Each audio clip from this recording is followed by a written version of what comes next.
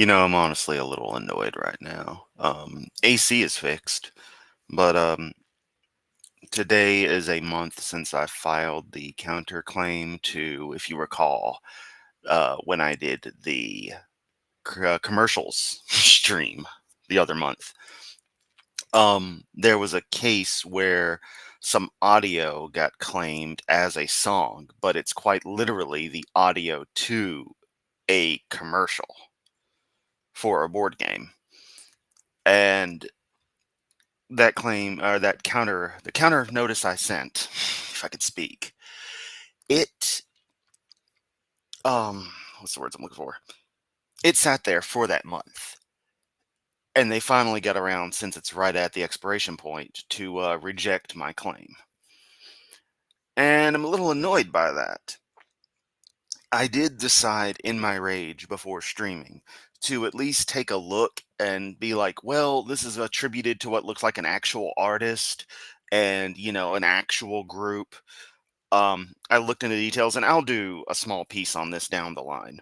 Probably a written piece for Zadara, since that would at least be an excuse to publish something there. Um, I go and look, and I see that no, it actually is a quote unquote song on an actual published album from 1998. So this band called Uncle, some sort of trip hop, experimental thing, just in the middle of the album, they just have the ball buster, ball breaker commercial, just straight up audio of it. With the only thing I noticed different at the end, they reversed the name of the company who made the game. But because they did that, and because it was actually published on, a proper album, it's under their copyright. So that means that my original thought that they were just copyright trolls isn't the case. But what it does mean is that through a fluke of no one, claiming anything against them back in the day, because the company probably ceased to be, 25 years beforehand, since the commercial is now 50 freaking years old, they they now get a claim on any of the ball breaker audio, simply because, or ball buster, whatever the game is, simply by virtue of having, just use the audio straight up in their own thing. It's annoying because that really should fall into kind of an abandoned fair use state, slash public domain in a way. I've got strong mixed feelings, and I'm of course personally annoyed by it. So yeah.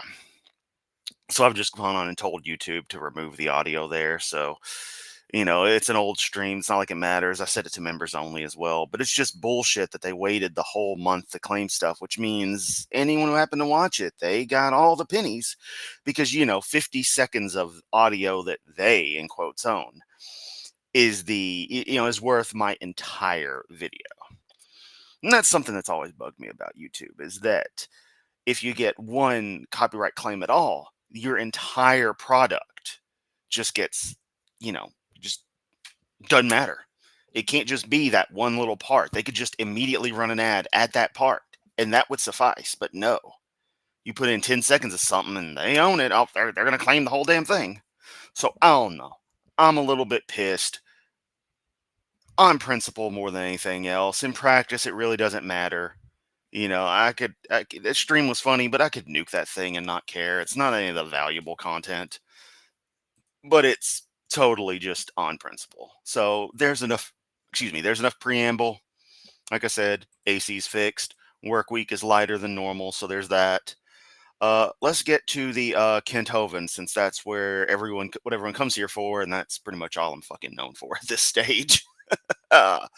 So when we last left off with our favorite ass clown, it was the Psalm 16:17, where he proved that Christianity is a death cult, with the ominously titled "A Saint's Death is Precious." He's gone on to do Psalm 118, Don't Care. This little What Really Happened is a little short form video about 901 views. That's my area code. Uh, he, yeah, it's doing the whole, why was Hovind put in jail? Then Psalm 119, the Bible, what a book, which we may look to. Master Meister said some shit, about Father's Day. Who the fuck cares? He's probably not, he's probably completely estranged from his old family, just like Kent is. But then we got this, was just 6 hours ago. Brandon, what the Bible says about ... interviews Dr. Hovind.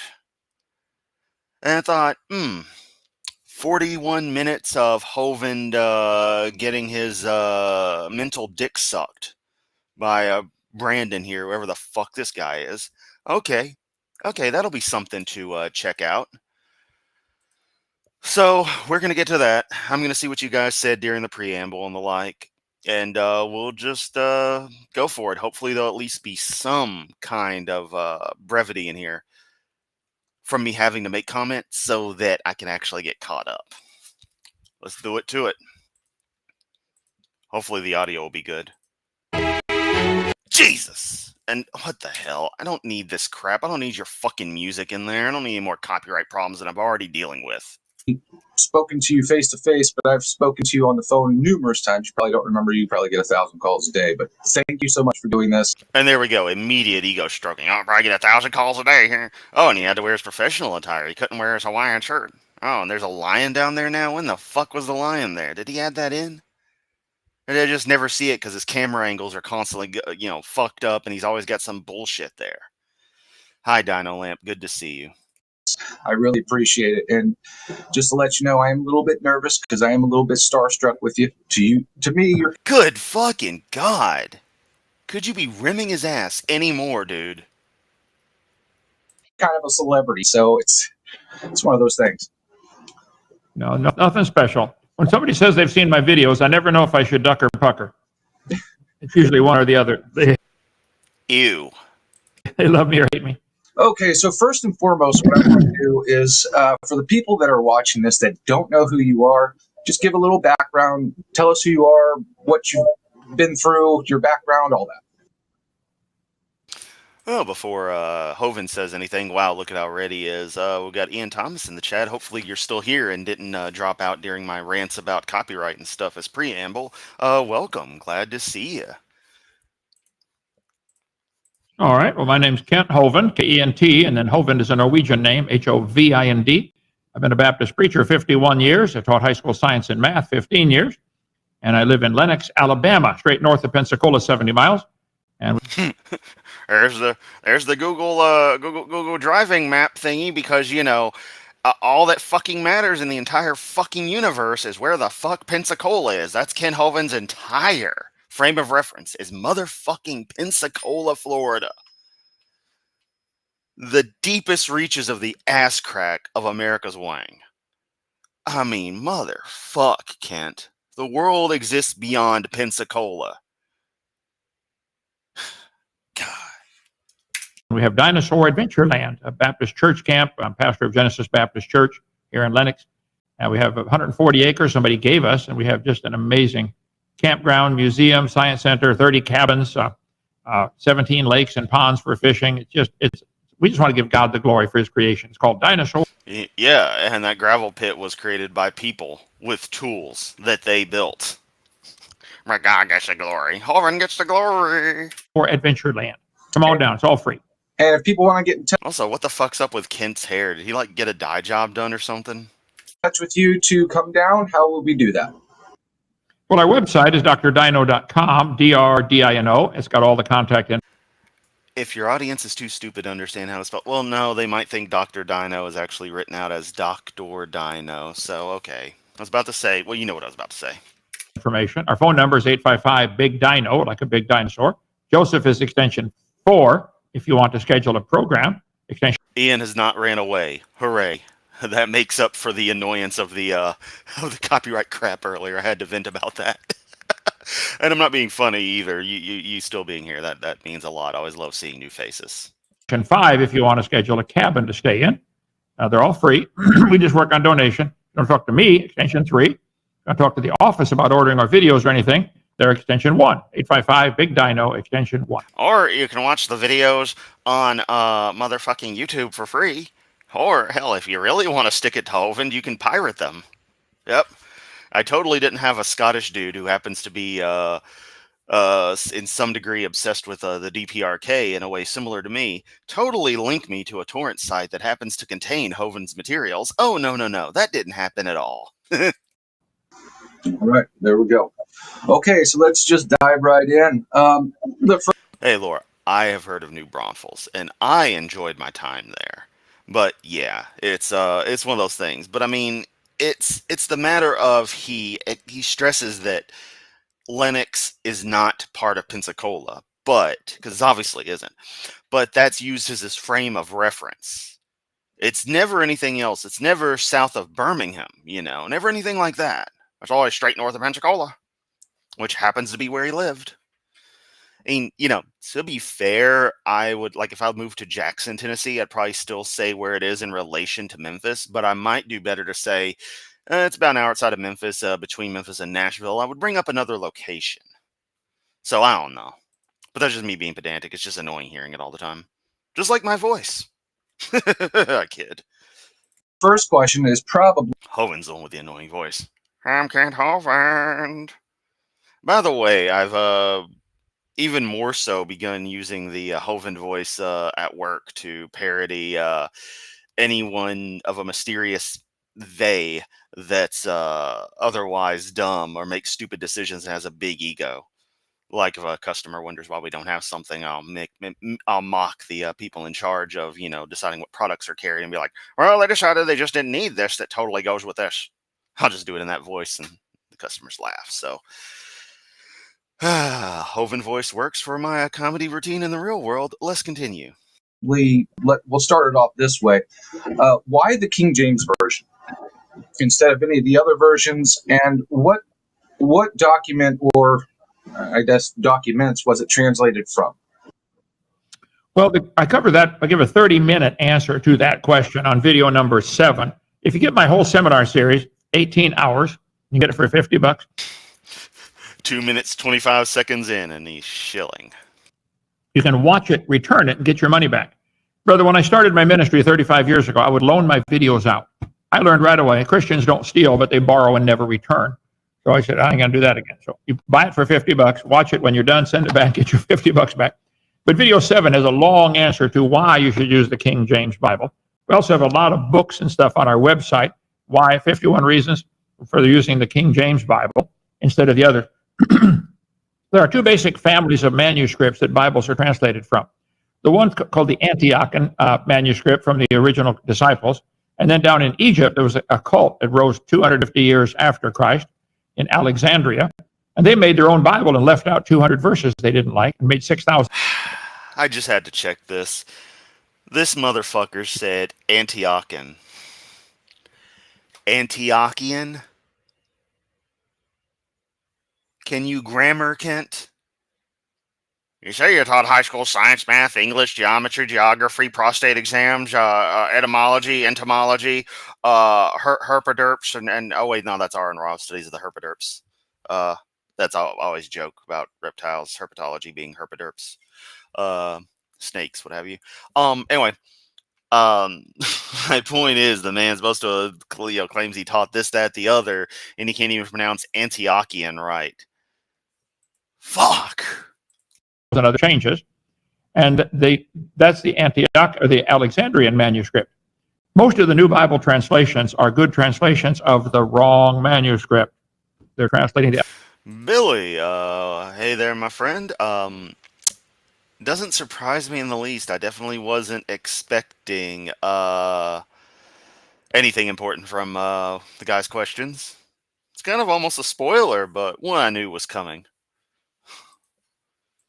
It's like watching Titanic. Hey, the boat sinks at the end, right? Alexandrian. That's why if you look at Acts 8:37, you have a Bible there besides King James? What do you have there? You have something other than King James. Anyway, look up, if you have an NIV or something, look up Acts 8:37. It's not in there. They omitted it. It's not there. Yeah. There's 200 verses gone. Yeah. So the King James, I believe, is where God preserved his word for the English-speaking people and maybe for the whole world. But I give a 30-minute answer to that on video number 7. Okay. All right. Next question is, when did Satan fall? Was it? It was obviously. Well, Jesus was remodeling his stairs, but was only halfway finished when he left for the day. And Satan just went to sleep upstairs. He didn't give a fuck. So he got up the next day, had to go to work, and then walking down the stairs, he missed a step because the bottom 3 weren't installed because Jesus needed to go get more wood and was coming back in the morning. But as a joke, he thought it'd be funny to not tell Satan. And that's when Satan fell.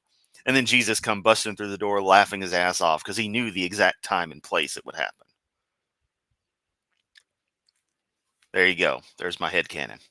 Before Adam and Eve ate of the fruit, but it was July 13th, 403. That's when it happened. Which 403? Pick one. When do you think the time frame was? Well, if you watched the show I did, was it this last week? Last Wednesday? Or I don't even remember my own fucking shows. Then again, I don't remember my own shows, but my brain is usually fried after too much freaking Hovind. It's been nice not covering this ass clown for a couple of days. It's not been nice the temperature in here being 85 degrees, but I can handle that. It's just not conducive to doing kind of work. And yeah, King James was more than likely gay. I need to ask Kent about that at some point. Tuesday? If you go, we're on about 9 different channels. They took us off of YouTube, but we're on. Oh, there we go. They took us off of YouTube again. Gotta bring it up. Gosh, so persecuted, Kent. So persecuted. I mean, shit, even I realized my bitching about the little copyright thing earlier was just me fucking complaining. It was Event Fest. I'm a little frustrated by it. But in the end, it doesn't matter. But my God, you've been milking this YouTube thing. Let me tell you, something about people like Hovind and other certain types of apologists and just narcissistic manipulators, they gotta constantly bring up every transgression against them. Rumble and Twitter and everything else and Facebook. Our app is the best way to get our stuff. It's all free. KentHovind.tv. But if you look at the chart, let's see, got one here somewhere. Here, okay. And if you want to watch Dr. Yamato, me, doing things, just send a letter to 33 Thomas Street, New York, and ask for case file 867 or access to case file 8675309, and that'll get you the NSA's feed on everything I do. Probably. The Bible says Adam was 130 when Seth was born. Now, before that, they had Cain and Abel, but no dates are given. Before that, they were kicked out of the garden. And again, no dates are given. They could have been in the garden 100 years before they sinned. We know everything was perfect at the end of day 7. Ah, Billy. So, yeah, you're just running the same thought process I was. You and I are very similar. Yeah, we know this is going to go nowhere. We're just here to watch. Well, honestly, this content shouldn't be on, I was going to say on YouTube, but it wasn't on YouTube till now that I'm putting it on YouTube. That's weird. But this kind of content should be reserved for other kinds of sites. I don't want to see 2 guys pleasing each other this much. Well, one's doing all the pleasing, which is fine. I mean, do what you want to do. It's just not for me. I'm just saying. I'm going to shut up now because I feel like I said something that, not that I shouldn't have, but like I can be misinterpreted. Y'all know what I mean. Y'all know how I feel about things. We know Lucifer was created, and everything was created in 6 days. Lucifer and his angels must have been created on day 1 or day 2, because they rejoiced when the foundations of the earth were laid, which was on day 3 when the dry land appeared. But go back on that show, it's in the last week. I think that's the title of it, isn't it, Joseph? When did Satan fall from heaven? Yeah, it's in the last week. All my shows are listed on drdino.com, DRDINO. So I would say Satan fell from heaven probably after day 7 and before 100 years later. I think Adam and Eve were having wonderful fellowship with God. It was amazing, and Satan got jealous that they should be worshiping me. That's what I think happened. Yeah, that's actually coming to another question I have. Well, goes right into it. How long were Adam and Eve in the Garden of Eden? Well, we don't. Yeah, the entire AJ Hovind discussion was just beautiful to see Hovind squirm. And yeah, Kent's whole idea of like, what they drink, like, well, formula now. What happened previously? Those fuckers either got what nutrients they could from the breast milk, or the kids fucking died. That's what it would have been, and for millennia before. It's just how stuff is. Really know, but I did see something in the Bible that kind of gave us a clue, and the clue is, after they fell. Scooby-Doo mode. It's a clue. God said, okay, now giving birth is going to be painful. That's a clue. So she's already given birth at least once. But with the atmosphere the way that it was it a 9-month pregnancy? Was it a 6-month pregnancy? We don't know. So it was at least, I would say, probably 7 or 8 month pregnancy. Yeah, the English Standard Version is something that most people would actually consider English, not the ancient crap from the 1611 Greatest Hits version. And then after that, that's when it happened. So we know for sure that there was at least one birth because she went through birth. Well, where are you getting that from? I don't think there's any evidence there was anybody born before Cain and Abel. No. See, when God, it could have been. Yeah, Damn! I'm gonna be interviewed and just contrast the guy. Holy shit! I don't know what I'm thinking is. Oh, go ahead. Yeah, when God said to Eve, "I'm going to greatly multiply thy conception," I suspect what that means is now you can have a baby every 9 months and 20 minutes, whereas before it might have been every 20 years. I think women would love it if they only had their cycle once every 20 years instead of once every 9 months. I think they would probably, even the men would appreciate that. Right. Okay. Yeah. Jesus fucking Christ, Kent, you misogynistic piece of shit. Even the men would appreciate that. Fuck you. Well, at one point he did say that, or did he not? I might be mistaken. He told Adam and Eve, well, giving birth now is going to be painful. Is that, or something to that effect? I'm probably paraphrasing. But honestly, dude, on the left, I'm kind of, I'm actually in agreement here because the particular phrasing implies that, they had kids. And I think I discussed this before where it's like, this can be interpreted that way. And it, kind of checks. Like, there's a bit of a problem. Should be more clear. Right. That doesn't mean they had any children before that. I don't think there's any evidence that they did. Okay. All right. But the phrasing implies that they knew what childbirth was, what it was like, and that it had happened before. They understood this process and that Eve was capable of it, implying that she had had a child beforehand. Otherwise, there would be no need to contrast that it is now painful because she would have no knowledge. All right. And still staying on Adam and Eve, I've always wondered, did they actually go to heaven or Abraham's bosom at the time? Oh yeah, that totally. It didn't even click with me on the whole pressure and the thing. He thinks everything's better in a pure oxygen environment and high pressure. That's his entire MO. That's as far as he can grasp anything in that regard. So he just arbitrarily assumes everything was better. I don't know that the Bible even says anything about that. What was the fate of Adam and Eve? Do we know? Well, they did trust the Lord. God made them coats of skins, and they did trust in the Lord to forgive their sins. I believe they both went to heaven. Now, before Jesus died on the cross, Old Testament Christians, if you call them Christians, Old Testament believers, went to paradise, Abraham's bosom. Jesus told the thief on the cross, "Today you'll be." But there's no, massive homoeroticism or anything in here. Again, not that there's a problem with that. I must stress this, lest someone take me out of context. But it's a principle of how anti-homosexual people like Kent are, unless you look at their browser history and it's 2 women. It's always the case. Where they would use phrasings like that, and it's like, sounds kind of gay. I mean, you do you, but for people who really, really, really don't like that kind of stuff, y'all seem to be really obsessed with it. Lots of man love going on in Christianity, Be with me in paradise. Now, the rich man and Lazarus, he went to Abraham's bosom because their sins were only covered by the blood of animals. They weren't cleansed by the blood of Christ. After Jesus died on... Yes. Kent, can you show me empirical evidence of blood cleaning something? I'd like to see that, Kent.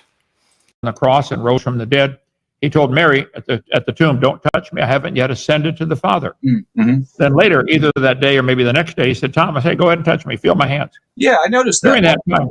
Yeah. Well, somewhere in there, Jesus, I think, ascended to heaven, presented his blood on the altar in heaven, and now our sins are cleansed.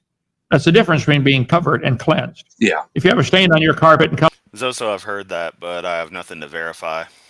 Company's coming over, you put a rug over it, a throw rug. Well, it's covered, but it's still there.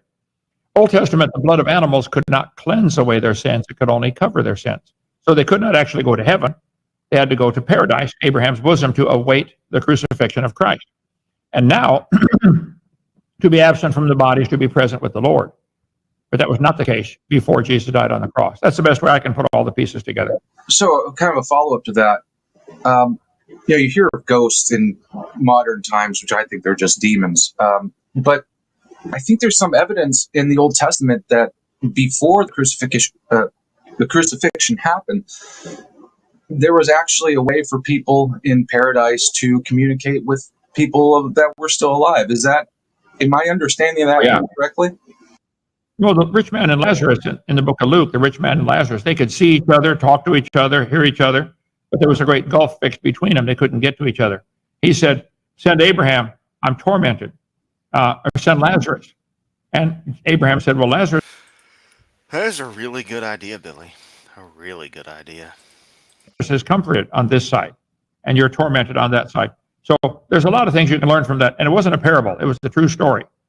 No names are ever used in parables. Jesus said there was a certain rich man, and there was a beggar named Lazarus. This is a real story.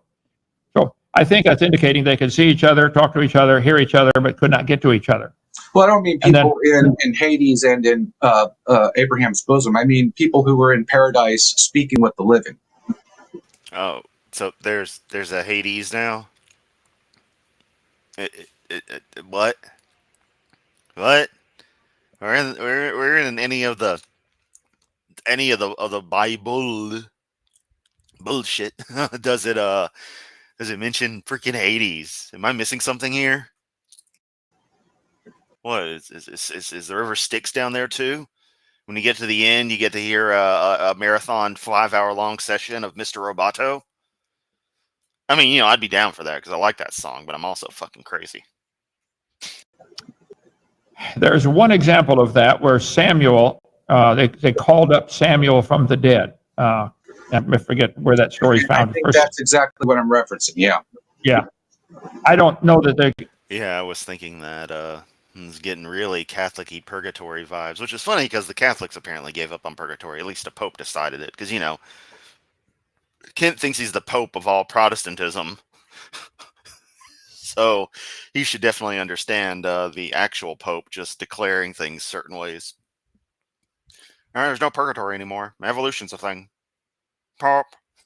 There's any more than that. Sometimes the Bible just doesn't have enough information to get dogmatic. So right. It's best just to wait. Okay. What was the mark that Cain was given? Well, see, the trick, Ian, is that you have Kent come on your show. And so then leaving would be a show of weakness. So you put him in a really tough position by design. And that's strategic thinking right there. By God. It doesn't really say. Some religions, I think the Mormons, would say that. Oh, the mark of Cain was that he was turned into a vampire, and thus his progeny would also be vampires, and on through generations, up to about the 13th. That's when the blood gets too thin, and you can't really have progeny anymore. Oh, I'm sorry. I was thinking of something better. The original White Wolf Vampire the Masquerade tabletop RPG series.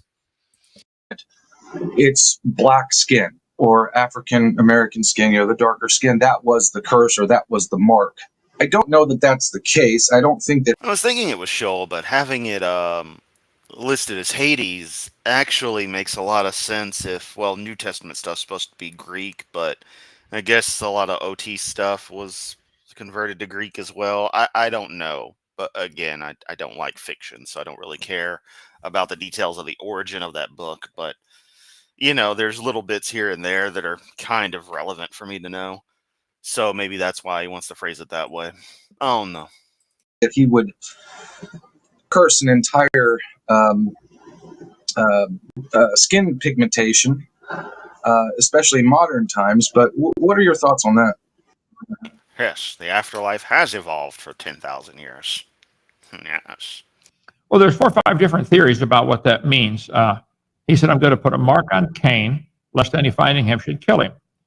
The Bible doesn't say. Again, I don't see enough. I've read the Bible for 56 years now. I don't think there's. Then why don't you actually understand any of it? Mormons, of course, are going crazy over that. That's dumb, So, plus, I've never met a black man. There, I'll show you. Oh, here he goes with his racist shit.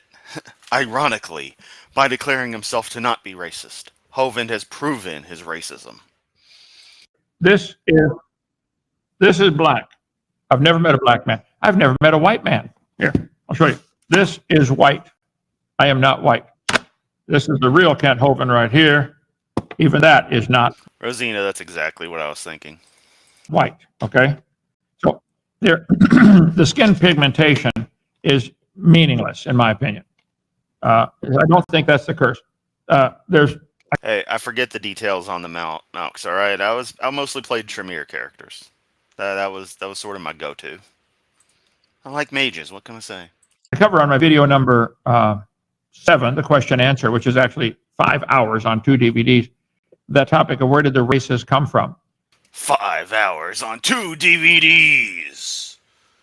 Watch a 20-year-old video of Kent Hovind answering questions that no one actually fucking asked. This Sunday, it comes to you. There's only one race called the human race. There are different skin colors, dark brown, light brown, everything in between. But that's it. So again, I don't think the Bible's clear on that. I don't think want to be dogmatic. And this question was actually the last time I talked to you on the phone. And during that conversation, hey, go get a YouTube channel. I'll watch it. Well, this is what I'm doing. And the question that I asked Jesus Christ, the ultimate failure. you, do angels have free will? The Bible seems to indicate they had free will one time to choose. But now they apparently either don't have free will anymore or they know full well who's going to win. They've already read the last chapter and they still have free will, but there's no reason to change. They know who's going to win. Yeah, Zach, he's totally pulling the I have black friends card. That's the vibe I get from his little, I've never met a black man, I've never met a white man, when he knows good and goddamn well what is meant by the terms. So it appears like, and when it says, I apologize for my throat here, brother. Oh, you're fine. There's a verse that says a third of the angels followed Lucifer when he fell. That some people take that to be at the beginning, maybe 100 years after the creation, and some people take that verse to mean in the future during the time of God's wrath on earth. As another, you're picking all topics that I don't think the Bible's clear enough to be dogmatic on. Yeah. Okay. Yeah, there's a lot of them like that. Okay, so I've heard a lot about this, and even watching Ron Wyatt's videos. Some people say yes, some people say no. Was Noah and his wife giants? I believe Noah and his wife and everybody before the flood were probably what we would consider giants. They probably didn't think anything of it. I mean, I'm 6'2", and probably a lot of people that are 4 feet tall think I'm a giant. Yes, Zoomy, but still, at the time, that's what I picked. What would I play now? I don't know. You also have to remember I was generally playing Dark Ages campaigns. That was more fun to me than modern stuff. Plus, I didn't have an up-to-date book. My friend had 3rd edition, I had 2nd edition. So he had all the good shit. I couldn't get more books because they were like $100 a pop. You know? I'm right there with you. So I got that same thing. Yeah, I suspect they were 20-some feet tall. And yes, I can zoom in. I like the Malkavians a lot, actually. Like I would definitely create a Malk character if I was playing again this time around, you know, for the sake of getting to be just that nutters. But that'd be a wild guess on my part. They lived to be 900 according to the Bible. So, and all the animals, they lived in a perfect world. Everything was bigger. They find fossil clams, 12 foot, fossil ducks, 550 pound, fossil. They aren't clams, they aren't ducks, and whatever you're about to say ain't that either. Reptiles, 100 or 80 feet long. Oh, I thought he said erectiles for a moment. Remember, Kent Hovind, the expert on animal genitals, said that ducks' peni fall off. And yes, I know each individual one only has one. I just didn't feel like saying the word penises, and now I've said it. Content restrictions! Yeah. Like, Kent actually says that. In fact, the video from a new creator that I linked to a few days ago, look at my community post if you haven't seen it. Definitely worth checking him out.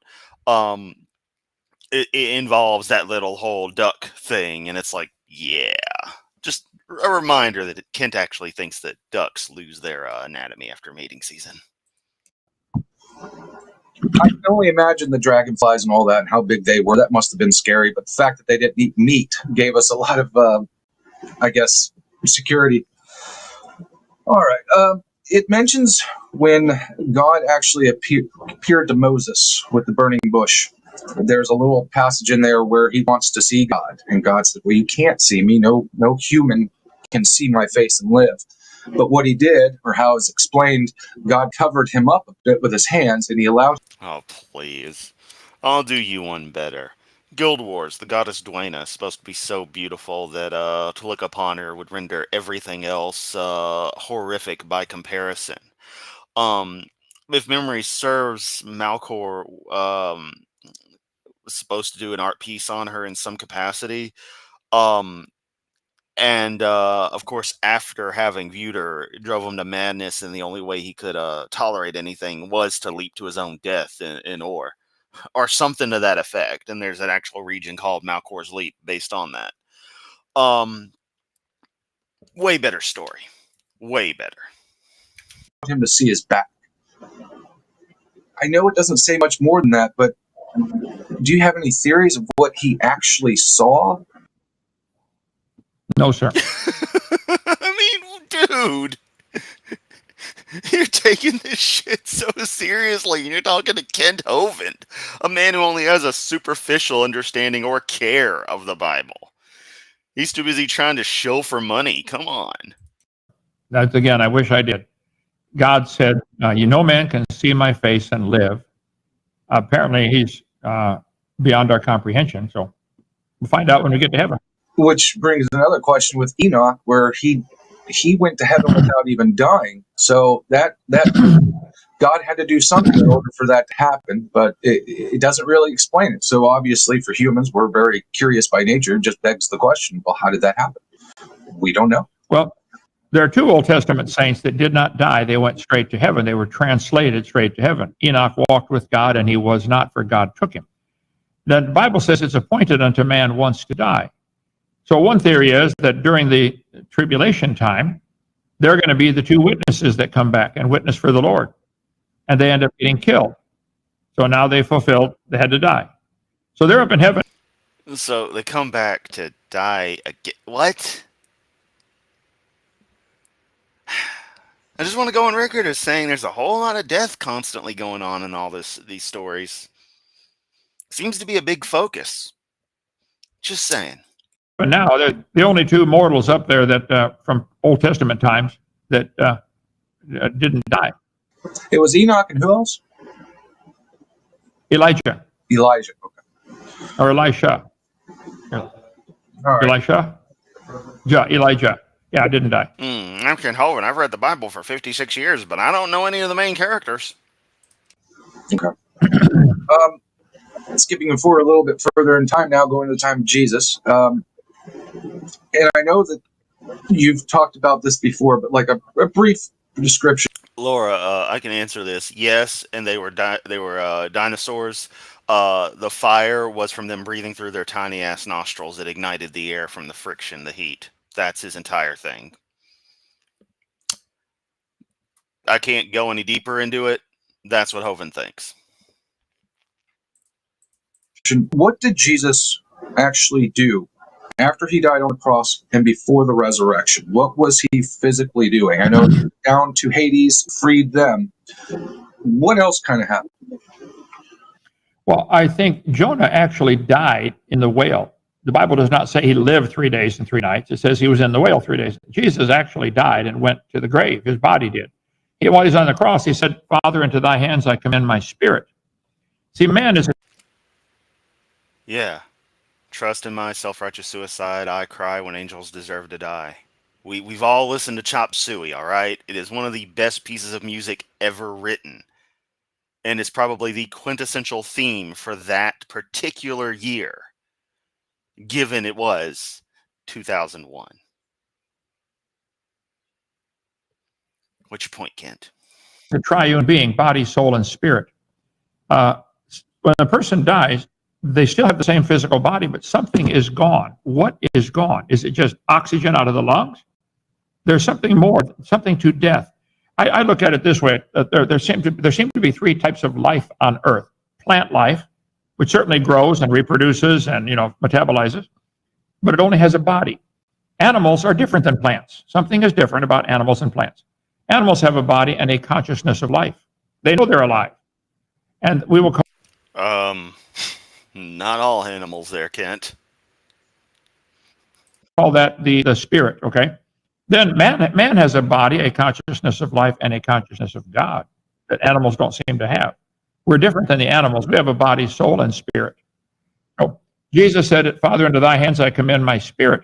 The Bible says his soul was not left in hell. There's not enough verses that I can put together to get a solid doctrine on that. Well, that's okay, because Serge Tankian and the rest of System of a Down managed to put enough verses together to make a pretty kick-ass song. By the way, Toxicity is equally a kick-ass song from that album. I mean, the whole damn album's good. But Chop Suey and Toxicity really, really shine on that. And Aerials was a sleeper until Alavis discovered it, and then it became the third single off that album. In a related but kind of counter note, In the End was originally a very deep cut on Linkin Park's first major commercial album. And then it became a single that was overplayed to oblivion and is basically a meme at this stage. And was a meme even back then. God, back when that was a deep cut, that was some fun times. But it seems like he actually died, went to paradise, preached to the saints, preached to the believers down there who had believed in him that he was going to come. And then he led captivity captive from the book of Ephesians, led them up to the Father, presented his blood before the Father, came back down, and he said, now, Thomas, you can touch me. So, all the clues I can find. So, you've talked about this a lot, but I just kind of want to put this in for new viewers who haven't heard you or anything like that, or anything like this. Will Christians be here for the tribulations? And there's two. Oh, here we go. We get to hear Kent be like, I was pre-trib for so long, but now I'm post-trib. Yeah, we're gonna be here for it. Crying is so horrible. Honestly, I don't actually see what's so bad about it, even as written. It's just like whatever. I mean, shit sucks either way. Very outstanding. There's a lot of Christians that believe we won't. There's a lot of Christians that believe we will. I think the best example in my mind, I think it's in Matthew 24, where he's talking to the apostles, and he says, they ask him, when are you coming back? And he says, right after the tribulations. That's what I think. I personally believe, I don't know, but we're going to be here for the tribulations. But just touch on that for a minute. Stop with the damn music. But I just kind of want to... I am not in the mood to deal with any fucking copyright stuff, even if it's fucking YouTube creator stuff. Because one of the things is, people like this guy could, get a license for a particular track, and then because I didn't get a license, it becomes an issue, even though I'm covering it. Annoying as hell. What kills me is, even as a kid, I understood copyright surprisingly well. I don't know why. I guess my brain was just wired to get that kind of chain of authority. So it's always bugged me. And even more annoying is people's lack of understanding on what it even is, let alone what it means. But that's kind of what it is. You know what I mean. Put this in for... by the way, mods, feel free to take out the trash whenever. New viewers who haven't heard you or anything like that, or anything like this. Will Christians be here for the tribulations? And there's two very outstanding. There's a lot of Christians that believe we won't. There's a lot of Christians that believe we will. I think the best example in my mind, I think it's in Matthew 24, where he's talking to the apostles, and he says, they ask him, when are you coming back? And he says, right after the tribulations. Where did you come from? Where did you go? Where did you come from? Cotton Eye Jesus. That's what I think. I personally believe, I don't know, but we're going to be here for the tribulations. But just touch on that for a minute. Well, I wrote a book. The book is behind you there on your, what on earth is about to happen, for heaven's sake. Let's see. I made a video series about it, the chart behind me, and this is a small version of the same chart. Until 1830, when a 15-year-old girl had a dream about the pre-tribulation rapture, the church always taught. But Kent, your chart is just lines on paper. There's a 7-year period coming called the time of tribulation, and we get raptured out after the tribulation. We're going to go through some really hard times. Then there comes a time. Hey, Fungus is here. How you doing, buddy? I haven't seen you in a while. Time of wrath. See, tribulation is what the world does to us. And Jesus said you're going to have that, John 16. Wrath is what. Yeah, I actually have mods. Sometimes in the chat, I'm sure there's like 3 mods here. God does to the world, and God's children are not appointed unto wrath. That's where people get confused. When you say we're going to be here for the tribulation, they'll say, well, the Bible says we're not appointed to wrath. Right. Think what you just said. Okay. Well, the wrath comes after we're gone. I think that 1,020 days of wrath, which happens in the day of the Lord, and my chart has all hundreds of Bible verses referencing that. So we're up in heaven at the marriage supper of the Lamb. Then we come back down with Jesus to the Mount of Olives, and he splits it in half. And then he rules. Mount of Olives. That's what happens when they bulldoze all the Olive Gardens into one giant pile. It becomes Mount of Olives. So ridiculous. I mean, Revelation's a goddamn acid trip. That's all that book fucking is. Someone took acid and wrote that shit. And reigns for 1,000 years from Jerusalem. If you look at Matthew 24, like you mentioned, Matthew, Mark, and Luke all have passed. Matthew, Mark, Luke, and John do a lot of naughty stuff together, and it's on Hovind's flash drive. Yep. Biblical clusterfuck. Film at 11. Sorry, I'm just being straight crude today. I'm making up for lost time. Like y'all expect anything else from me. Maria with a nice comment here that definitely deserves pointing out. It's like watching guys discussing Frodo in the Shire, and Tolkien is God, and they believe the Shire is a real place. The characters are real, and Tolkien indeed is God, just as real. Yeah, seriously. That's exactly how it feels. Just weird. But you know what? And I ain't a fan of Lord of the Rings to any major degree, but it's not bad story. It's not bad storytelling at all. It's actually at least an enjoyable story. Bible, not so much. Passages where the disciples start off asking him, Lord, when are you coming back and what's the sign? Matthew 24, Luke 21, Mark 13. When are you coming back? And he describes the tribulation for 20 verses. And he says down here in Matthew 24, 29, immediately after the... Billy says, anytime I hear the word olives, all I can think about is that one episode of Maury Povich where the woman was scared of olives. Oh my God. I totally forgot about that. But yeah, I know what you're referring to. Oh, man. Ah, good stuff, good stuff. The tribulation of those days shall the sun be darkened, and the moon shall not give her light, and the stars shall fall from heaven, and the powers of heaven shall be shaken. And then shall appear the sign of the Son of Man in heaven, and then shall all the tribes of the earth mourn, and they shall see the Son of Man coming in the clouds. It just all fits with all the other verses, okay? With power and great glory. And he shall send his angels with a great sound of a trumpet, and they shall gather together his elect from the four winds. So if you read Matthew 24, Mark 13, Luke 21, it couldn't be more clear. He's coming back after the tribulation when the sun and the moon go dark. And the sun and the moon going dark, I think everybody would notice that. The sun and the moon going dark is mentioned 10 times in the Bible. They're all on the chart right here or in the book behind you. So I believed in the pre-trib rapture for 40 years because that's what C.I. Scofield taught, and Dake Study Bible. And it's got to be true if Scofield said it. And it's just not true. Yeah. Not true at all. That's what I believe as well. And you just kind of talked on it, but the next... It's so funny, Kent, and I'm being serious for a very brief moment because the same thing can be said of everything you have to say about Christianity. Oh, it's got to be true because Kent Hovind said it. Nope. And we call those people who hear what you have to say and laugh definitely some level of reasonable. as compared to those who accept your insanity and your hypocrisy and your outright scumminess and everything that makes you the lol cow / horror cow that you are. Question that goes right into that. What exactly is the day of the Lord and the 1,000-year reign? And do all Christians participate in that, or is it different?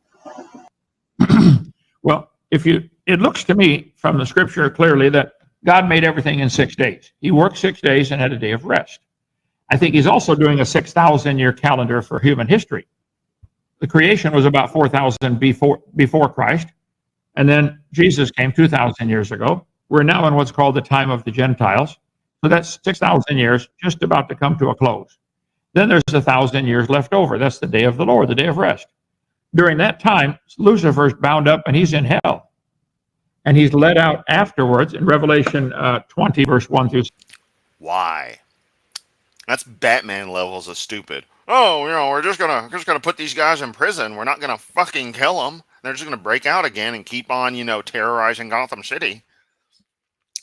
Also, you're talking about, time of the genitals and stuff coming at the end and Satan being bound. I mean, dude, take your 50 Shades of Grey Jesus edition and go elsewhere.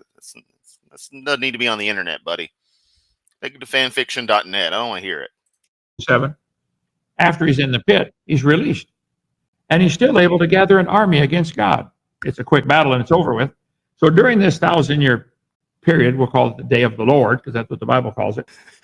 Yeah, you really think it would be a PowerPoint slide of his, but he's always got those weird charts he's got to hold up. But yeah, can't see shit in that, and can't see anything in his chart back there either.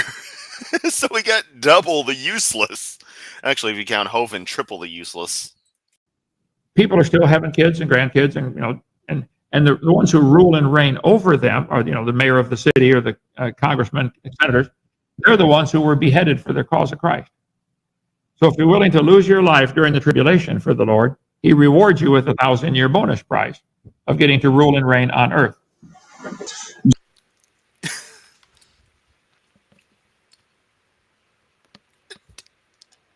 And people take it seriously. I'm sorry, that is just so fucking ridiculous. So during that 1,000-year reign, there will still be people who are alive, body and flesh, that have not died yet, that can still choose to accept or not accept, correct? But because there's no devil, it's going to be a peaceful time, but you're going to see the real heart come out at the end when Satan is released and goes to call up for rebellion. A bunch of people. Laura, I'd just do something like see you again or something. Maybe come up with something like that. Actually, Sagan. See you again. Sagan. Just like how goodbye is a, contraction, the compression of God be with you. God be with ye, that kind of thing. Yeah.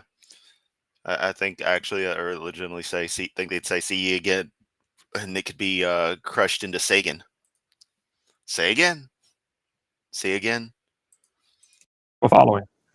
There's some people that can look real nice and act real nice, and they're wicked at the core. Over the years, I kind of go down the rabbit hole from time to time on YouTube. I'll see these. We got a Christian who said rabbit hole. Everybody smoke them if you got them. That's a rare treat right there. I'll see these videos where people die and they go to heaven or hell. They come back and they have all these fantastic stories. Curiosity usually gets the better of me, and I start watching them. What I have found is the majority, if not all, there's always something in there that they say that goes against Scripture. One of the biggest things I've heard is when they say they have seen Jesus, they describe what he looks like. He has long hair. I automatically know that can't be correct because it's a shame for men to have long hair. So Jesus would not have had long hair. What do you think on these different types of videos? Define long hair. Because Kent's little comb over that he's had since 1602 is kind of long.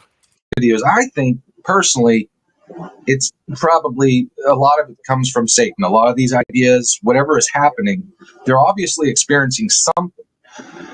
I think it's Satan because nothing seems to line up with Scripture. Well, if you look at the coins or the images or statues from that time period, the men had short hair. Look at Caesar, Augustus. And Judas had to kiss Jesus to pick him out of the crowd. But, it's totally not gay. I know there's fraternal kissing and all that weird shit, And I ain't about that. I'm sorry. That kind of action is a I love you thing. That ain't no brotherly love thing to me. That's just how I feel on stuff. All right. So, culture missed me with that shit, so to speak. Super chat from Laura, $4.99. I want to try some of whatever John of Patmos took before he was inspired to write the book of Revelation. Given the kind of stuff that came up, I don't think you want to.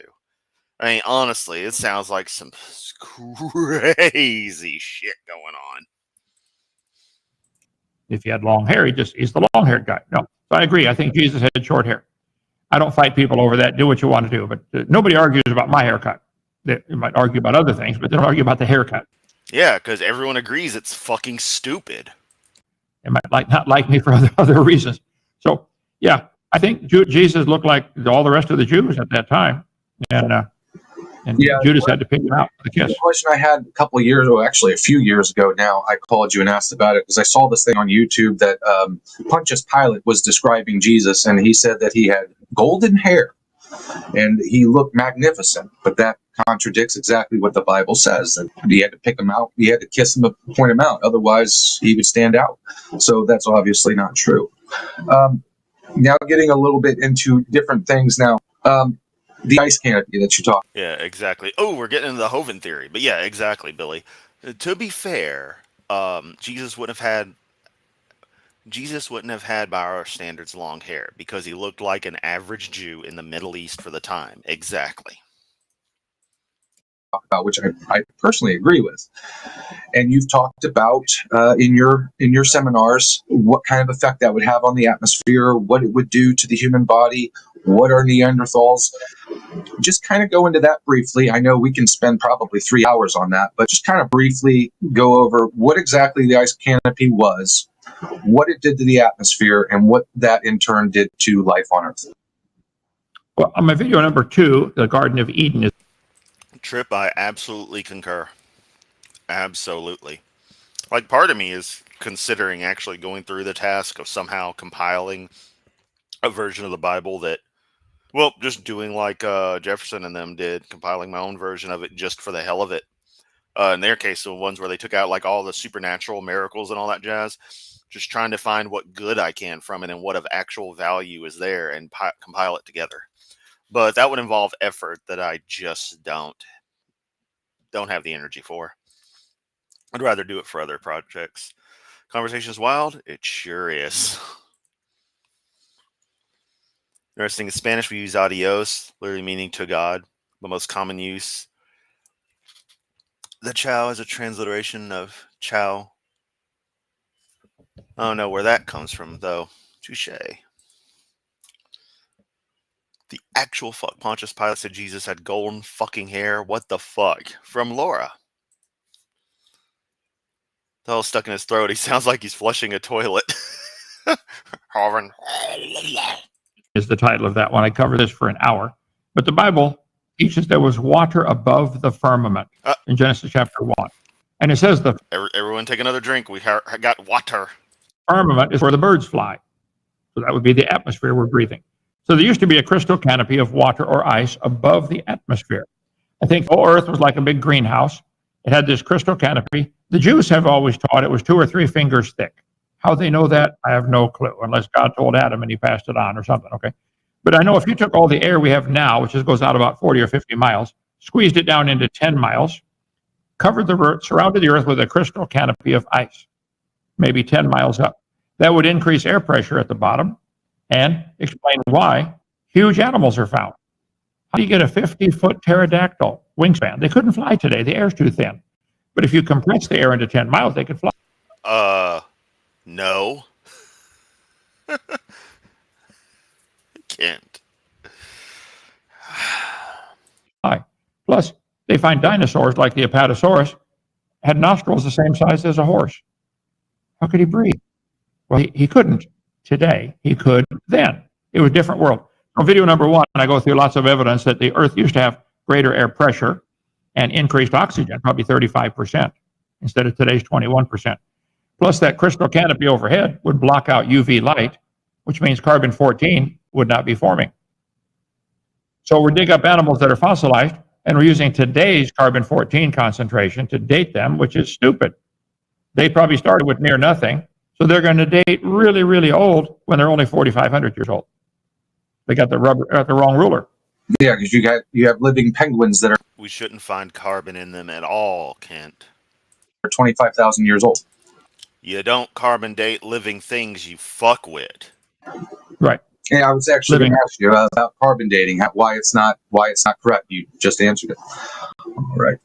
I mean, I know we all see the problem with apologists, but I just want to point out that he's, all jokes aside, he's genuinely just going through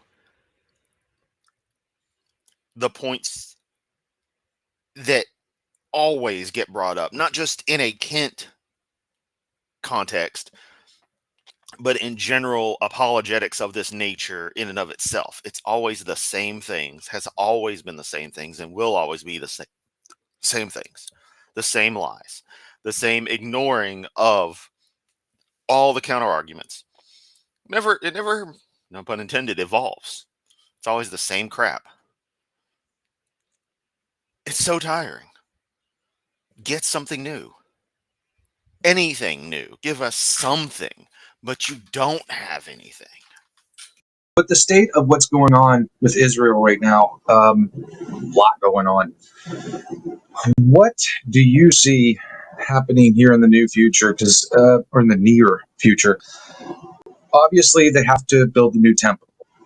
Obviously, they can't because the Temple Mount is now with the Muslims. That's their temple. Well, I don't think that's where the temple's going to be built. I think it's going to be another location. What do you think about that? What do you think is going on right now with the state of Israel and the war and everything?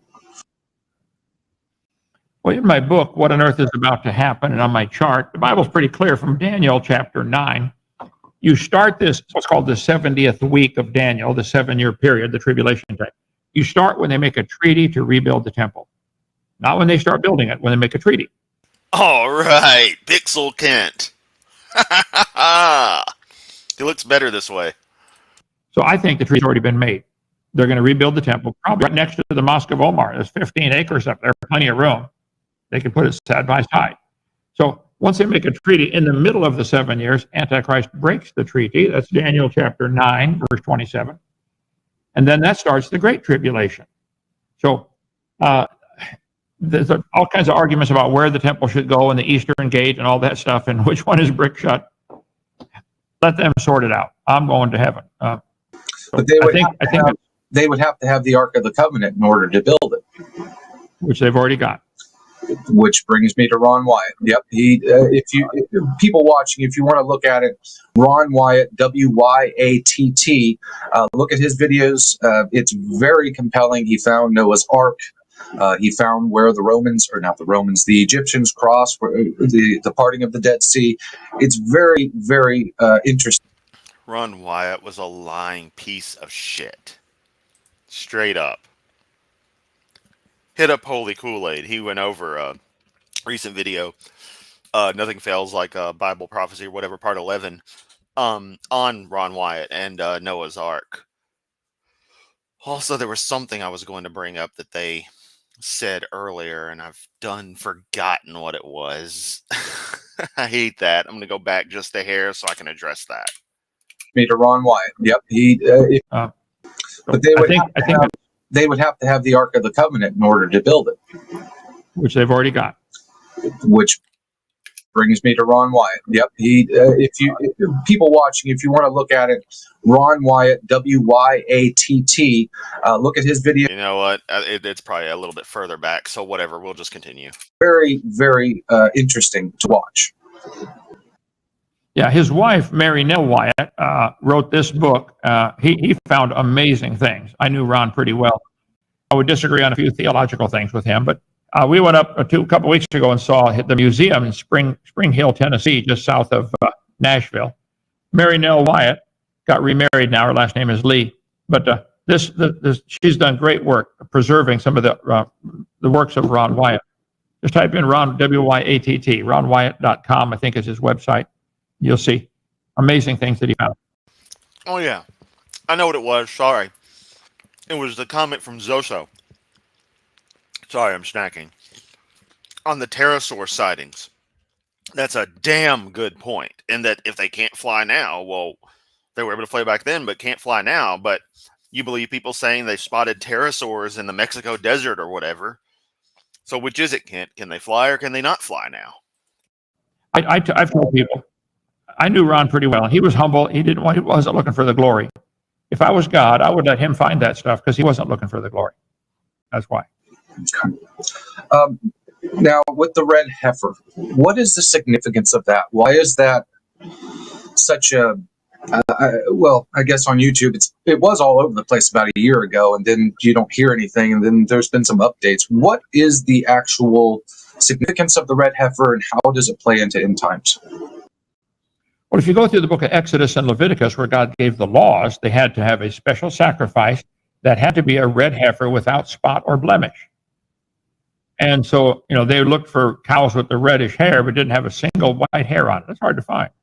And now they already have, I've heard they have a small herd of them, 8 or 10 of them, of these red. They're ready to go. So I suspect it's coming real soon. My mother, who I told what I was going to do this, had a question for you. And I told her I would ask it for her. Years ago, there was some... No idea, Mimer. He took off the wedding ring, and that's the last we heard of anything. And he censors all discussion on Sandra or anything of the subject. And also in your comment earlier about the interviewer being good at actually keeping Kent on topic and not letting him ramble. Yeah, I definitely agree. And yeah, this was an episode of South Park. I was going to bring up the whole, it was Kyle kind of thing. Yeah. Eventually it comes Van Halen playing, and then something's wrong, but it's not wrong. Just all kinds of shit. Yeah, this was a South Park episode. Some issues in our family, some legal issues that ended very badly for my stepfather, and rightfully so. Her question is, she's not married anymore, but she wanted to know, what are the actual grounds for a divorce according to Scripture? All I can see from Scripture is adultery. And even then, that doesn't mean you have to. It means you're allowed to. I think if the unbelieving depart, 1 Corinthians 7, you're not in bondage. So if your wife departs, leaves you, or your husband leaves you, you're free to move on. But that's talking about their believing talks about their faith, not them necessarily leaving you, or not explicitly. So given that all of your exes also are still believers, technically speaking, that creates a bit of a problem for you there, buddy. Just my interpretation, though. 1 Corinthians 7, 3, 4, 5, somewhere in there. So it's adultery, and I guess it would be like abandonment, right? Relationship abandonment. That seems to be all I can find. But oh my God, we got Ken Hovind CPA in the chat. I just love seeing new names that I recognize. Oh, good to see you. Hung like a field mouse. God damn. I don't want to think about it, but every time I hear that description, I fucking laugh. Oh. Most states now have laws that you divorce for any reason. Yeah. I don't like them. It's sad. Just because our country says something is okay does not mean God says it's okay. Right. And that's what really is the deciding factor there. My son also had a question, which was, he's 14 years old, and he has a friend of his who's about the same age who was a believer. And then very recently saw a movie or something like that, saw a quote or something, and he is now convinced that heaven and hell do not exist, so therefore he has lost his faith. What could my son say to him, or what kind of avenue of conversation could he go down for someone who did believe to kind of bring him back to faith? Obviously, it's just planting the seed, but what? And these kids having crises of faith at 14. All I was doing was playing Lunar Silver Star Story Complete on PlayStation at 14. Oh, seriously, absolutely fucking love that game. Kind of, what line of logic would you use? Faith cometh by hearing, and hearing by the word of God. I would just quote scripture. In the beginning, God created the heaven and the earth. Here, God is claiming that He made it.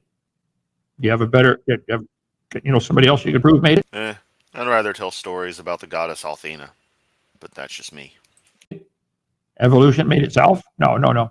So the scripture is magic, the way it turns the heart like that. I notice right there he just has to bring in evolution. Evolution made itself. It's like, no one's talking about evolution. Oh, wait, I forgot. Your entire view of reality consists of there's my particular Christianity, and then there's evolution. It's sad that many people go to public school and they do destroy their faith. It seems like that's their goal. At the university, you take the university, by the time you're done coming out of there, you'll believe you're related to a potato. You'd have to go to college for years to be that stupid. Yes, exactly. Yeah. Yes, from the guy who constantly has to have his little doctor tag on everything. What are or what were Neanderthals? I think the Neanderthal, from the Neander, there's a valley in Germany called the Neander Valley, named after Joachim Neander, who wrote songs in our songbook. He was Who the hell cares? Answer the question, you meandering fuck. a great Christian Lord, great musician. Some of his songs are still in our songbook today. But the Neander Valley is where they found a skeleton of what was obviously a human, but had some strange features, like large eyebrow ridges and longer back of the head, the occipital bun, it's called. Well, that's still. Oh, I was playing Final Fantasy VII when I was 14 as well, and then 8 when it released. Fucking love Final Fantasy 8. Human. There are people today with big eyebrow ridges, okay? But I think it's evidence that somebody was living longer. See, the longer you live, the more your bones have to grow in response to muscles. If you're constantly chewing. Yes, that's why old people are just jacked to the nth degree and totally don't break bones all the time and don't become frail and fragile. And that's exactly how that works, Kent. You fucking idiot. Chewing, the masseter muscle pulls on the cheekbone. Any bodybuilder will tell you the more you work out with weights, not only do your muscles grow, the bones will grow slowly. It takes a long time. The frontalis muscle attaches to your eyebrow ridge. So a person who's living to be 700 or 800 or 900 years old is going to have a larger eyebrow ridge because they've been chewing for the food for 700 years. And if you leave your head down and then pull it back up, the muscles on the back of your neck are pulling. Please, we all know the real ones had the Okama game sphere. On the back of your head, the occipital bun, that'll slowly get longer. The primary features. Also, Kent, isn't that occipital and not occipital?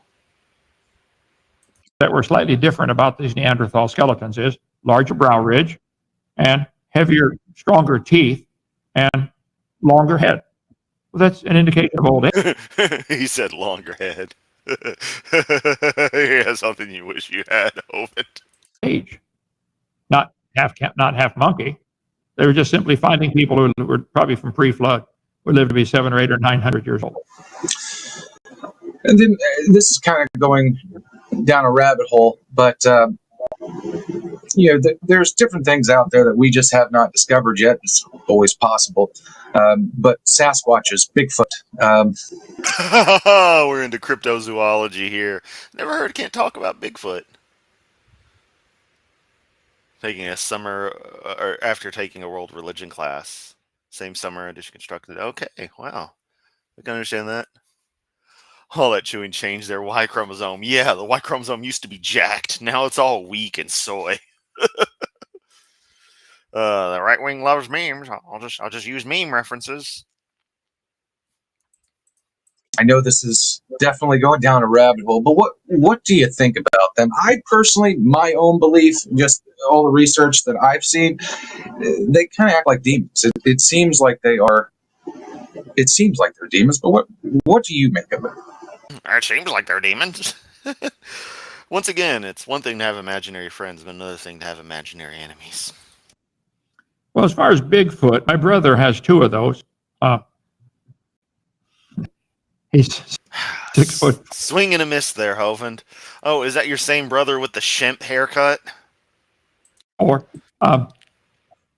I just came through the town of Evergreen, Alabama. And yeah, that's what Matt Powell is most definitely doing on his off days, taking trips back down to DAL to hang out. Hang out with Kent. You don't see him much, but he's there. He's always there. 15 miles away. It is called the Bigfoot capital of Alabama. They claim there are more sightings of Bigfoot here in Evergreen than anywhere else around Alabama, maybe the world. I don't know.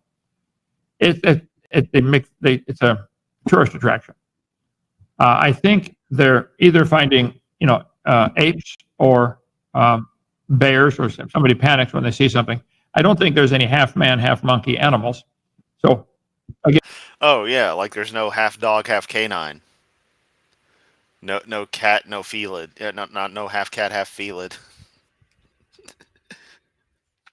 There's no half car, half automobile. Again, Bigfoot have to leave to somebody else, but so far the sightings are sketchy enough to make you wonder, but not enough to be proof. And nobody's ever put one in a cage. It's always blurry stuff. This whole thing with AI now, and what I find interesting is we're almost done, so that's a plus. AI, but there was actually a city in the Bible, in the Old Testament, called Ai, spelled AI, right. And it was destroyed. So I think it's kind of funny that there's kind of a similar thing going on here with AI, and I've seen some of where they would interview. I'm face palming right now. I'm literally in the Picard pose.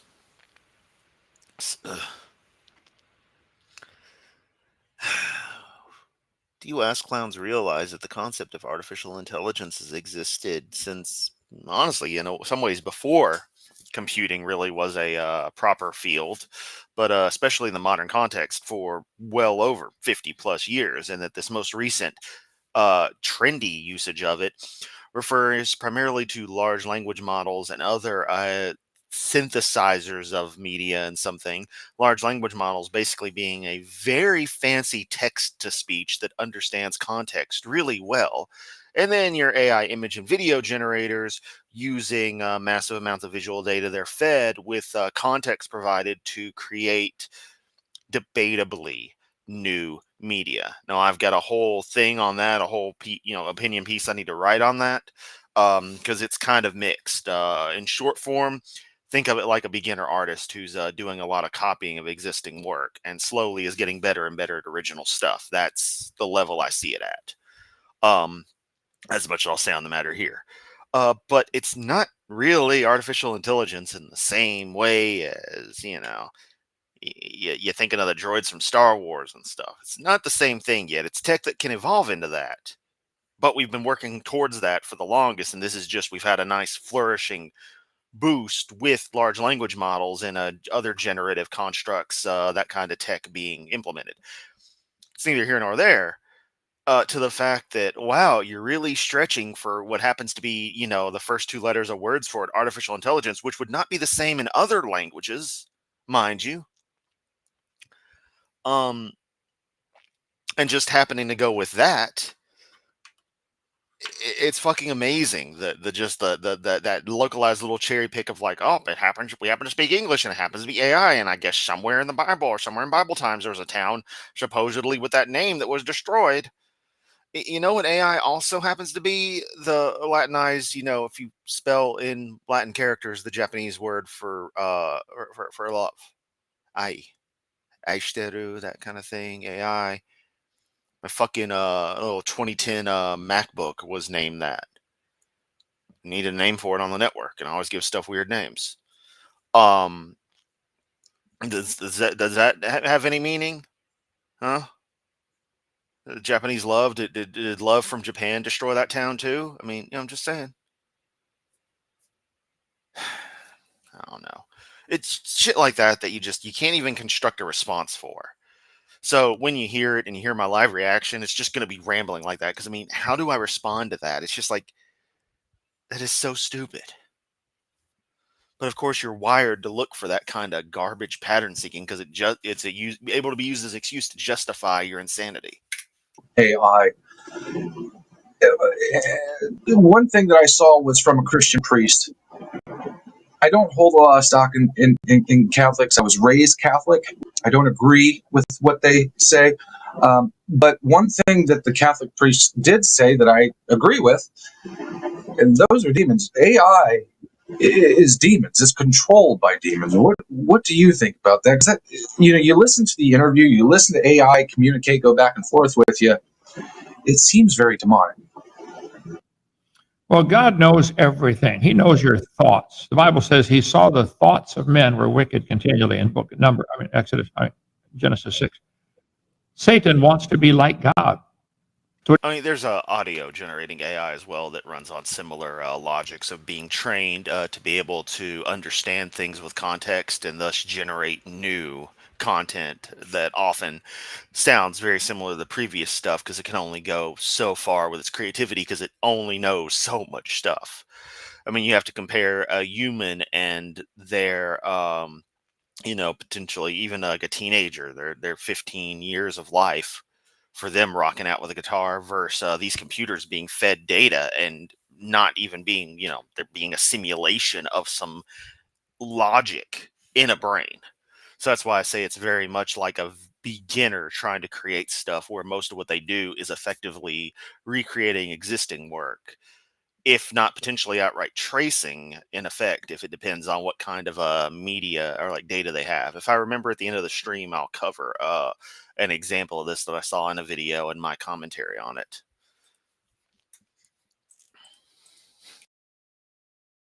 What he said in Ezekiel, in Isaiah 14, Ezekiel 28, Lucifer said, I will be like the Most High. He wants to know everything everybody's thinking. So I think his goal is to put Yeah, Zumi, that's exactly what I'm saying. a chip in everybody's head, and we're all become one of a big computer. He knows everybody's thoughts. Which means that he currently cannot read our thoughts, correct? As far as I know, right. I mean, this is just insanity at this point. I don't get the chip or read our thoughts. What the fuck? Which touches on something else. A lot of people, when they say they have a contact with aliens, I believe. Now we're on the alien contact. Jesus Christ. How many more comments and interviews like this, Kent, is it going to take for you to realize you're in crazy town? They're Satan. That this is the kind of stuff you attract. You don't attract the brightest bulbs. Not most of them. Sometimes a sharp person slips through, but they seem to realize you're full of it pretty quickly. I believe they're demons. So I definitely believe that UFOs are out there. People are having encounters with them, but it's demons. But the one thing that they say is that these aliens, they communicate with them telepathically, which I thought was kind of weird. What do you make of that? I hear the stories. I look at them. I say, it never happened to me. I don't know. I couldn't prove it wrong, but I couldn't prove it right either. Yeah, see, it's not in his script, so he doesn't care. He cannot ever discuss anything that he isn't prepared for. He can't even just conjecture something, just come up with an idea. Just, think it out in real time. You're weak, Hovind. It's a battle. Somebody else has to fight that one. I'm busy on creation, evolution. And I guess my last question for you is Trump, Elon Musk, with what's going on now. Obviously, I'm a big fan of Trump, have been since the beginning. There's some things about Oh, what a fucking surprise. him that I don't like, for sure. He's got an ego on him, but at the same time, to do that job, you have to have some kind of ego. Right. What do you make of all this that's going on right now? I've actually seen to where the Jews in Israel are talking with Trump. Trump wants to build the new temple. He's been talking about it, and the Jews have actually come out and said, yeah, this is probably going to happen. What do you make of that? It beats the alternative. If I was offered, do you want strychnine or arsenic? How about neither one? I think Trump is a blessing. He's very helpful in many ways. He's going to draw our country back to its roots, which is wonderful. Oh, Kent, how wrong you are in so many ways. He's not the Messiah, that's for sure. But it beats camel hair by a long shot. Well, Dr. Hovind, thank you so much. All right. This has been a true honor for me. I thank you, and if you're willing, I would definitely like to have you back on again as a special guest. If that's okay with you, we'll have to, of course, work it out. Yep. But yeah, You schedule it with Joseph. I'm Member, yeah, I actually have. That's stuff in the works. My schedule is packed here, but I'll do what I can. 855 Big Dino extension 4. Our website, drdino.com. You can call us 855 Big Dino. I got 5 PhDs from Abide University, and it didn't cost me a penny. I got more doctorates than Kent, and mine are honestly more valid. Extension 3. And thank you, brother. Come visit us. Dinosaur Adventureland is free. We've got 30 cabins, 20 motorhome hookups, 17 lakes. Come on down. All right? All right. Thank you, brother. Thank you. Have a good one. Thank you all. God bless. Fuck you. And your shitty music. Alright, closing that window.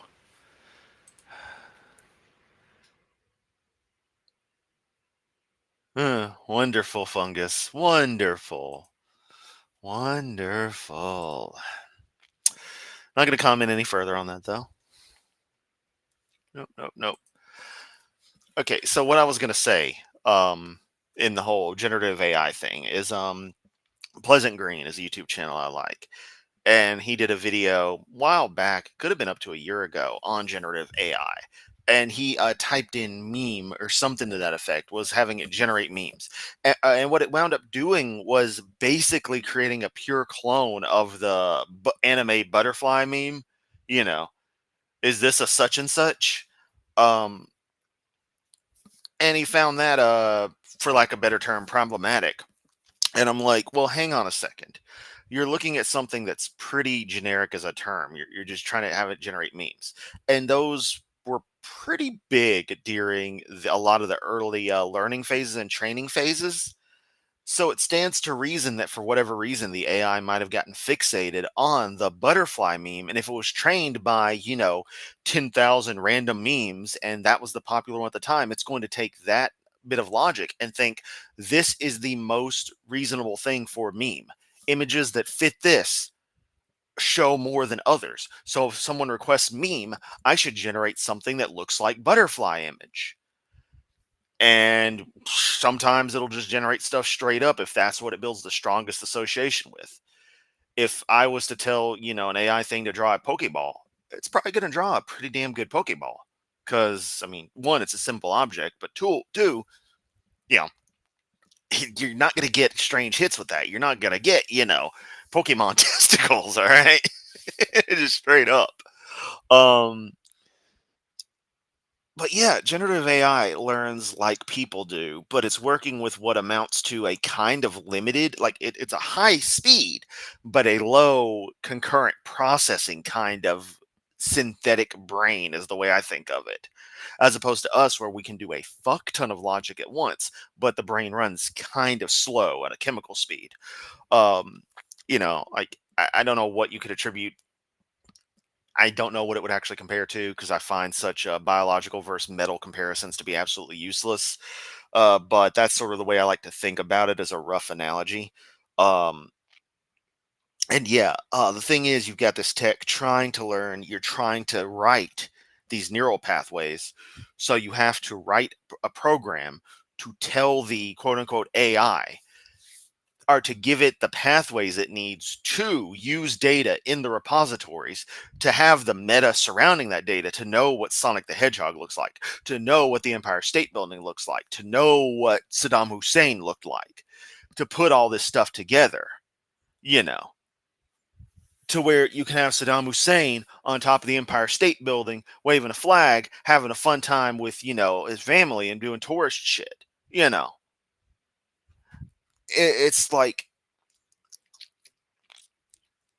and that's one thing. But then you have actual things like perspective and understanding the 3D reality. You're trying to get silicon to understand spatial reality.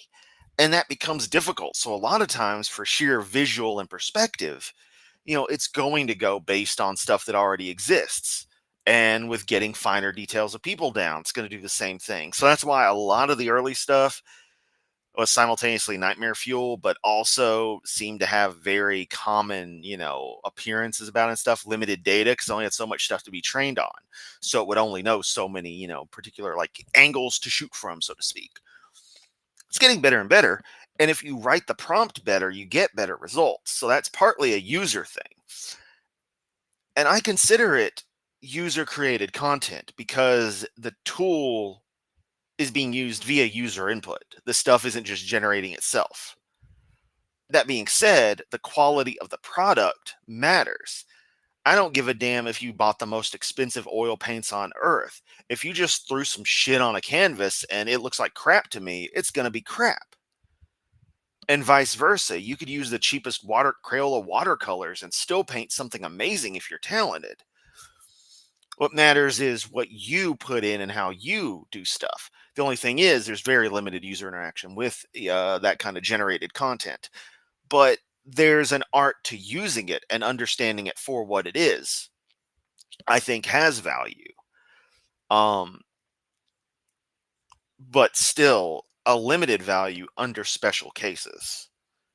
I don't think constant text to speech, and I hate when people say AI voice because it's text to speech. It's been around forever, but the prevalence of AI backed text to speech to where it's a little less robotic is still ironically more robotic. You recognize those voices regularly. It's like I've seen actual commercials using some of the voices that you see in every other TikTok thing. It's the not that I watch TikTok, but short form videos. It's like, why? You seriously? It looks like a damn joke having that voice in there. But yeah, with the generative stuff, there's a right way to use it. There's been a right way since the beginning. In the stages it's at now, there's a certain right way to go about it. I believe there's a continued right way. But to say outright that it steals people's content, no. It's trained on this stuff. And to that, I have this counterpoint, and then I'll check some of your comments and then in the stream. It's a lot of times people who do fan art of stuff who complain about this. And I get it. You make your money off of this art.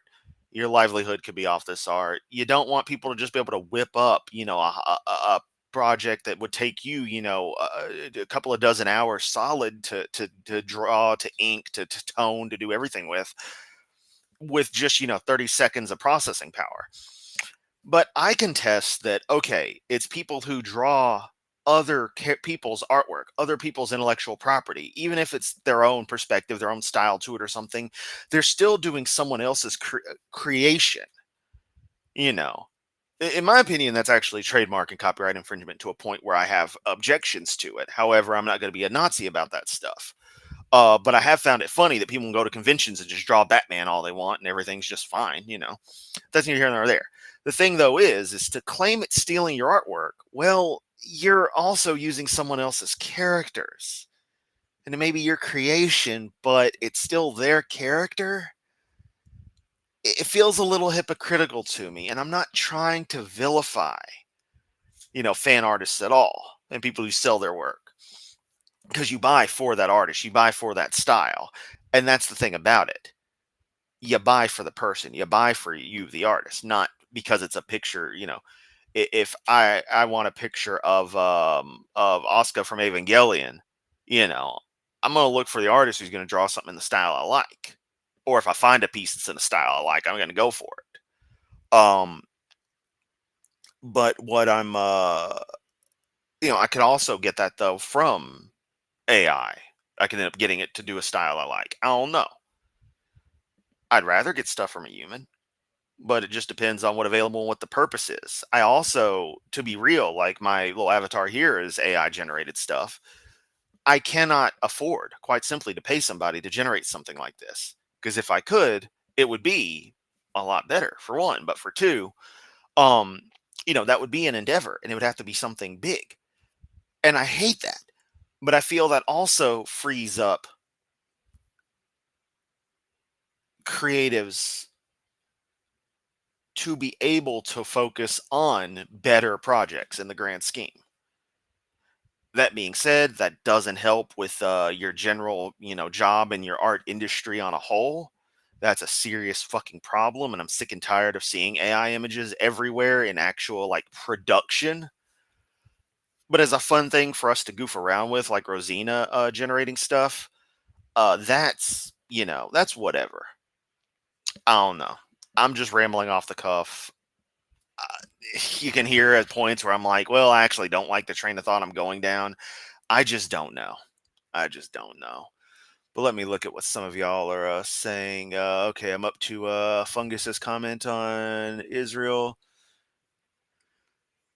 Wrong yet right. Trump's bringing America back to its roots. Roots of bigotry. Exactly. AI can create text and images, but would they be able to do at the same time? Yeah, good question. Is it a hardware issue? It's more computing power closer to the human intelligence. Yeah, it's a lot. You need a lot of overhead for AI to really work like a human would and truly get going. AI today is all predictive. It doesn't understand anything exactly. Just guesses at what should come based on training data. Duct tape a banana to a wall and called it art. Yeah, it was art. I actually do like it myself. Deviant mentioning that she's got a master's in archaeology. Yeah, master's in archaeology, master's in Egyptology. It's a topic she's really passionate about. It's no nonsense information. One thing is disruptive art and shit messed together, make an image. Yeah. Yes, it's Deviant being very, very pissed off at Ron Wyatt and other Egypt destroying fuckwits who ruin things because, of course, they're absolute asshats. Art is supposed to sometimes not make sense. Yeah, it's supposed to invoke an emotion. It's supposed to make you feel, and that's sort of the goal of actual human art. Is I feel like you're gonna feel something from that. The image I got here, the AI avatar invokes an emotion, evokes a symbology there, and I thought it looked cool, and I generated it. I was looking for like some demon head avatar thing, but it that's as far as it goes. It's got no soul to it, and that's by design. It's supposed to be mechanical, supposed to be, a little bit just robotic.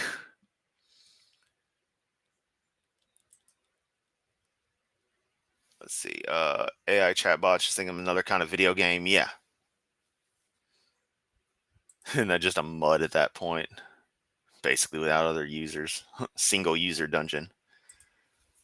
Or one of those old DOS games were really popular in Japan where you just type what you want to do and then the game explained you cannot punch the wall. Yep. On that note, I've been considering for years now making a text adventure. I really should get around to that because I got great ideas. Yeah, you should play Zork again. Zork is fun. And Zumi being upset that you couldn't have ERP in a Ranma game.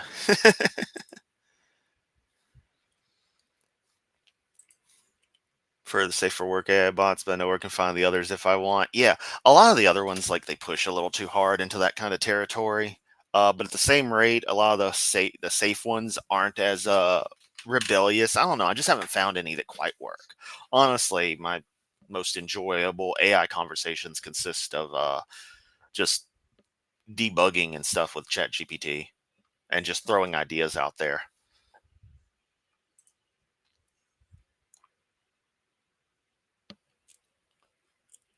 Mimer, appreciate your honesty. Yep, thanks. Rex, I don't know.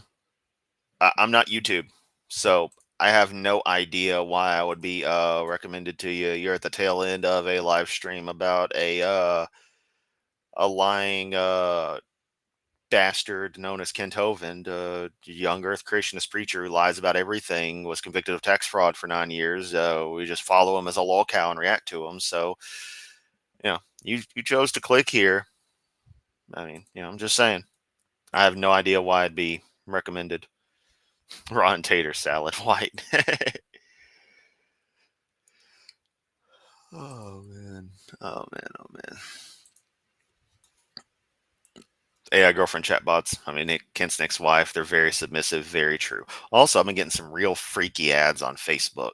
Like one that's on the knees with the tongue out position. Ugh. I'm just like, dude, I don't need that while I'm scrolling through short videos. All right, I'm trying to laugh at this, trying to laugh at that. And it's like, and I hate to be a prude, because I'm not. But it's like there's a time and place for everything. But of course, I'm also 40. I'm no longer some over sex driven teenager. So, yeah. Thing about AI chatbots is sometimes they hallucinate things that never happen and they tend to forget things rather quickly. The second one is the worst for me, the limited memory. It cannot possibly be that hard to, cannot take up that much of many resources to keep the text of the conversation in memory enough to where it can parse this stuff and actually have a reasonable conversation with a user that lasts more, it have more than a goldfish memory. It's just ridiculous. Chat with Kit AI bot. They replicated the voice. It was impressive and slightly frightening. Um, you know, I've messed around with the replica for the hell of it and kind of liked it, but also just found it, I don't know. But I know what the goal is with it for them making money and the origins of it. That's pretty rough. Knowing what someone created the tech for, created the concept for, and then see how it went. Next wife will probably be a homeless woman. Yeah. Don't use Facebook or anything other than Pokemon. Log into Pokemon Go. No, Facebook. I've been getting straight up like porn ads. It'll be stuff going on for about a second, and then it'll be like a green screen that'll just have the text.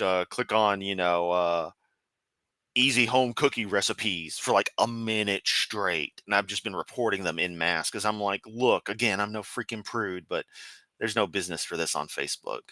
If I run the chance of getting zucked every time I make a post and this stuff flies, I just don't get it.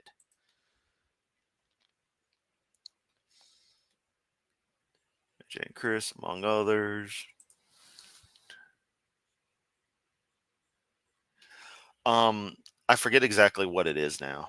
Yeah, there's some point for streaming you have to get to a certain rate. Maybe like 100 subs, I think.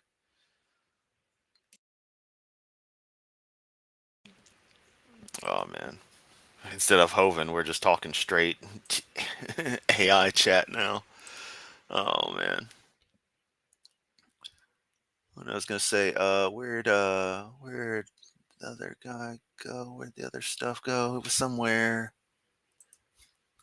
Yeah, Rex. Hovind. So the thing about this channel and this whole thing is that this is a strongly atheist channel. That's a key thing with Hovind.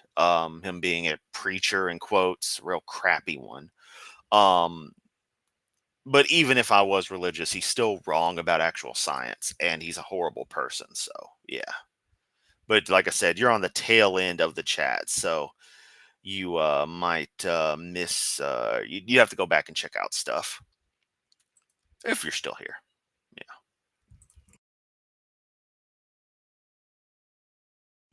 Apologize. I'm a little tired from work. Everything's starting to catch up to me. Yeah, we could definitely use your help. By the way, as Deviant put there. Planning to stream the Ark visit. I might stream some of it. I don't know how good my phone battery is going to be. It's a little old iPhone SE third gen battery isn't the biggest on that thing, and it's a couple of years old, so it's used heavily.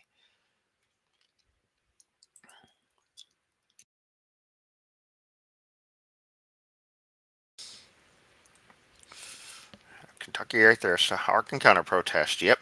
Go check the Ark Encounter. Go to the Ark Encounter if you can.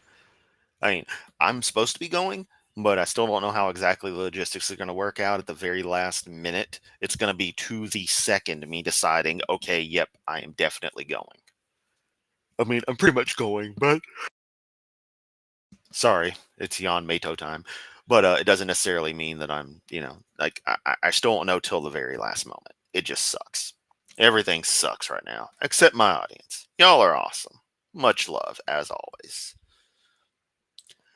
And with that, I actually think I'm going to hop off here, go on, and fire up Guild Wars, finish off my evening.